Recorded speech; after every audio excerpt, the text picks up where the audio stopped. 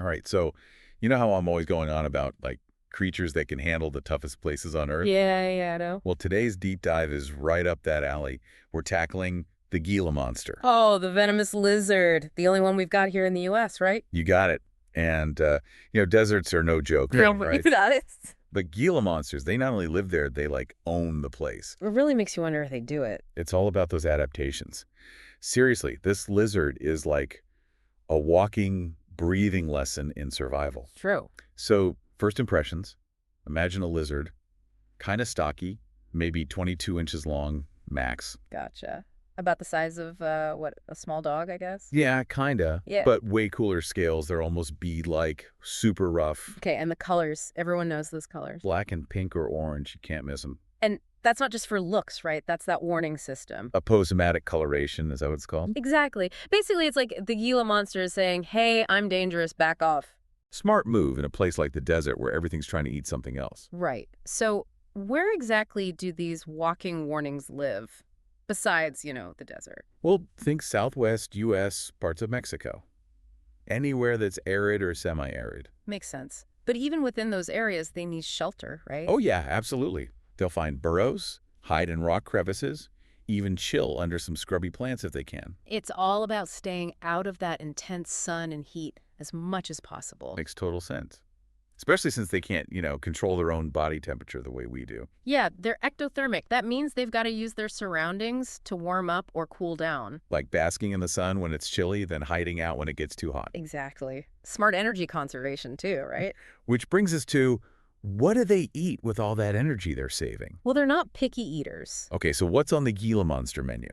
We're talking eggs, small mammals, birds, lizards, you name it. If it fits in their mouth, it's fair game. And those strong jaws, those are for crushing, right? Yeah. You bet. They can really chomp down, which is important for their venom delivery too, but we'll get to that. So wait, they can climb. Oh, yeah, and dig like a pro?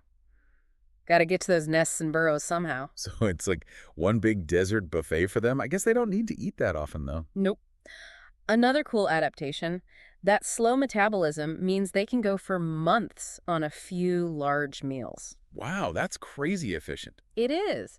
But speaking of getting to the venom, want to unpack that a bit? It's pretty unique. Please, lay it on me. Okay, so first off, where's the venom made? Unlike snakes, it's in their lower jaw in those glands. Huh, interesting. Then it travels through grooves in their teeth. But here's the kicker. They have to chew to get it into a wound. So it's not like a snake strike, inject, and done. Not at all. More like bite and grind. Not something I'd want to experience firsthand. Me neither. But seriously, what does it feel like? Well, from what I've read, it's intense. Like, how intense? Like burning, throbbing pain spreading out from the bite. Plus, swelling, maybe dizziness. Some people get nauseous. Doesn't sound fun. Not at all. But thankfully, it's rarely fatal to humans. That's good to know. And honestly, Gila monsters aren't aggressive. You're not likely to be bitten unless you're messing with them. So those warning colors are working then. Just admire them from afar, right? Exactly. Let them be. Everyone's happy. Now, what about those baby Gila monsters? How do those come about? Baby Gila monsters. Yeah, reproduction. Sexual reproduction. Mating happens late spring, early summer. Then females lay their eggs, usually 3 to 13 at a time, tucked safely in burrows. Gotcha. Sounds like a decent-sized brood. Yeah. So are the parents all over those eggs protecting them? Not at all. And here's where it gets really wild. Those hatchlings, they're independent from the moment they pop out. No kidding. Yeah, and get this, they're born with venom, ready to defend themselves from day one. Wow, talk about self-reliant. Right.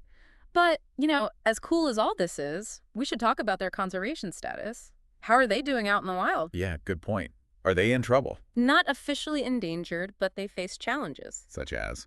Well, habitat loss is a big one. Development encroaching on their territory. Then there's illegal collection for the pet trade. Oh yeah, I could see that being an issue. And unfortunately, there's the road mortality factor. They often cross roads while looking for food or mates. Sad but true. Which all means that conservation efforts are super important for these guys. Protecting their habitat, stopping illegal trade, and raising awareness about, how vulnerable they are. So we need to be mindful of our Gila monster neighbors. Exactly. Well, this deep dive has been amazing. Right. Seriously, the Gila monster is such a cool example of how creatures can adapt to, like, the most extreme environments. You really are. From their don't mess with me colors to their efficient eating habits and that wild venom system, it's Yeah. just mind-blowing. Totally agree. But here's something to think about. You know how, like, some animal venom can be used in medicine? Hmm. Well, guess what? Scientists are studying Gila monster venom to develop new treatments for diabetes. Whoa, really? Yeah.